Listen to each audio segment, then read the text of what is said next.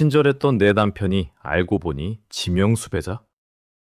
15년을 속이고 완벽한 가정을 꾸렸던 한 남자의 소름 돋는 이중생활. 여러분은 곁에 있는 사람을 얼마나 알고 계십니까? 매일 아침 함께 식사를 하고 아이들의 재롱을 보며 웃고 힘들 때마다 어깨를 빌려주던 세상에서 가장 다정한 남편. 그런데 어느 날 갑자기 낯선 사람들이 집으로 들이닥쳐 당신의 남편에게 수갑을 채우며 이렇게 말합니다. 당신을 15년 전 발생한 살인사건의 피의자로 체포합니다. 이건 영화 속 이야기가 아닙니다. 지금 이 순간에도 우리 주변 누군가는 완벽한 가짜 인생을 살고 있을지도 모릅니다. 오늘 알림 코드에서는 15년 동안 이름도 과거도 가족까지 모두 속인 채 완벽한 이중생활을 이어왔던 한 남자의 소름 돋는 실체를 파헤쳐드립니다. 이 영상을 다 보시고 나면 어쩌면 곁에 있는 사람의 눈빛조차 다르게 보일지도 모릅니다. 사건의 시작은 아주 사소한 계기였습니다. 어느 평범한 오후, 경기도의 한 주택가에서 작은 접촉사고가 발생합니다. 남편 최 씨는 평소처럼 침착하게 차에서 내려 상대 운전자에게 정중히 사과했습니다.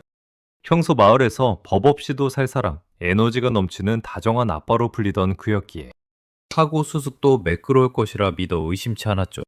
하지만 출동한 경찰이 신분증 제시를 요구하자 최 씨의 눈빛이 순간적으로 흔들렸습니다. 그는 지갑을 집에 두고 왔다며 당황하는 기색을 보였고 경찰은 원칙대로 지문조회를 시도했습니다. 그 순간 최 씨는 갑자기 차를 버리고 골목길로 전력 질주하기 시작했습니다. 혐오했던 가정의 비극이 시작되는 3초의 순간이었습니다. 검찰의 추격 끝에 붙잡힌 최 씨의 지문이 경찰청 데이터베이스에 입력되자 화면에는 전혀 다른 이름과 얼굴이 떠올랐습니다. 그는 최 씨가 아니었습니다. 15년 전 전국을 떠들썩하게 만들었던 대규모 금융사기 및 살인교사 혐의로 지명수배된 오모 씨였던 것입니다. 지난 15년간 그가 아내와 아이들에게 보여준 모습은 모두 정교하게 설계된 연극이었습니다.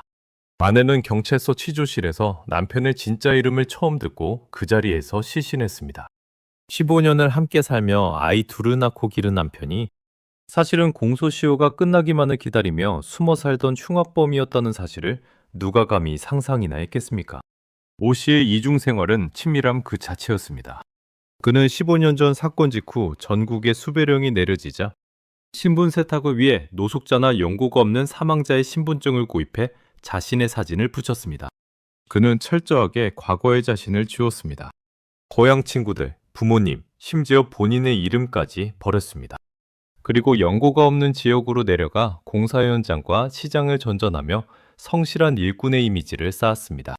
사람들의 신뢰를 얻기 위해 남들보다 2배로 열심히 일했고 누구에게나 친절했습니다. 그 친절함은 생존을 위한 본능적인 가면이었습니다. 사람들의 기억 속에 성실한 최 씨로 각인돼서 수배자 오 씨의 흔적은 희미해져 갔기 때문입니다. 더욱 소름 돋는 점은 그가 아내를 만나 가정을 꾸린 과정입니다. 그는 의도적으로 연고가 없고 외로움을 타던 아내에게 접근했습니다. 아내에게는 자신이 어린 시절 사고로 가족을 모두 잃은 고아라고 속였습니다. 명절이나 제사 때마다 찾아갈 가족이 없는 것이 아내에게는 안쓰러움이었지만 오 씨에게는 자신의 과거가 들통나지 않을 완벽한 방어막이었습니다. 결혼식조차 하객 대행 알바를 고용해 철저하게 가짜 예식을 치렀습니다. 아내는 남편이 그저 내성적이고 자수성가한 사람이라 친구가 없는 줄로만 알았습니다. 하지만 그는 친구를 사귀지 않은 것이 아니라 자신의 정체가 탄로날까봐 누구와도 깊은 관계를 맺지 않았던 것입니다. 오 씨는 집안에서도 긴장의 끈을 놓지 않았습니다. 그는 15년 동안 단 한 번도 자신의 잠꼬대를 가족에게 들키지 않으려 노력했습니다. 아내의 증언에 따르면 남편은 항상 가족들이 잠든 후에야 잠자리에 들었고 아주 작은 소리에도 예민하게 반응하며 깨어났다고 합니다. 아내는 그게 가장으로서의 책임감인 줄 알았지만 사실은 경찰차 사이렌 소리에 반응하는 범죄자의 공포였습니다. 그는 거실에 가족 사진을 걸어두고 행복한 미소를 지었지만 그 사진 뒤편에는 언제든 도망칠 수 있도록 현금 뭉치와 가짜 여권이 숨겨져 있었습니다. 그는 15년 동안 단 한순간도 편히 잠들지 못한 채 사랑하는 가족의 눈을 속이며 지옥 같은 평온함을 유지했던 것입니다.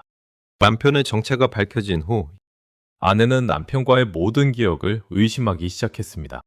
아이들이 태어나던 날 흘렸던 남편의 눈물, 매년 결혼기념일마다 건네던 꽃다발, 아이들과 놀아주던 그 다정한 손길들, 이 모든 것이 공소시효를 넘기기 위한 연기였을까요?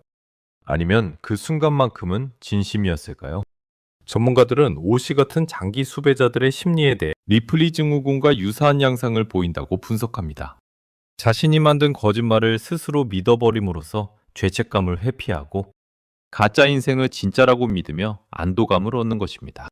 오 씨에게 가족은 자신의 범죄를 숨겨줄 가장 완벽한 알리바이이자 스스로가 평범한 사람이라는 착각을 하게 해주는 도피처였던 셈입니다. 오 씨는 체포된 후에도 뻔뻔한 태도를 유지했습니다. 자신은 이미 15년 전의 오 씨가 아니라 한 가정의 가장인 최 씨로 다시 태어났다며 선처를 호소했습니다. 하지만 법은 냉정했습니다. 그가 가족과 보낸 행복한 시간은 피해자 유가족들에게는 15년 동안의 피눈물 나는 고통이었습니다. 그가 친절한 이웃으로 지내는 동안 15년 전 그에게 희생된 사람의 가족들은 평생을 트라우마 속에서 살아야 했습니다. 타인의 생명을 앗아가고 자신의 행복만을 위해 타인의 신분과 인생을 훔친 대가는 결코 가볍지 않았습니다. 이 사건은 우리에게 묵직한 질문을 던집니다. 우리가 사랑하고 신뢰하는 사람의 진짜 모습은 무엇인가? 15년이라는 세월이 그 사람의 본질을 바꿀 수 있는가? 범죄 전문가들은 말합니다. 가장 완벽한 범죄자는 가장 평범한 이웃의 얼굴을 하고 있다고 말이죠. 보이스피싱, 사기, 강력범죄. 이 모든 범죄의 가해자들이 처음부터 악마의 얼굴을 하고 다가오는 경우는 없습니다. 그들은 누구보다 친절하고 누구보다 평범하며 누구보다 우리와 가까운 곳에서 신뢰를 쌓으며 기회를 노립니다. 오늘 알림 코드에서 이 이야기를 전해드린 이유는 단순한 호기심 충족이 아닙니다. 주변 사람을 무조건 의심하라는 뜻도 아닙니다. 다만 사람의 겉모습과 지금 당장의 친절함이 그 사람의 모든 과거와 인성을 대변해주지는 않는다는 사실을 기억하셨으면 합니다.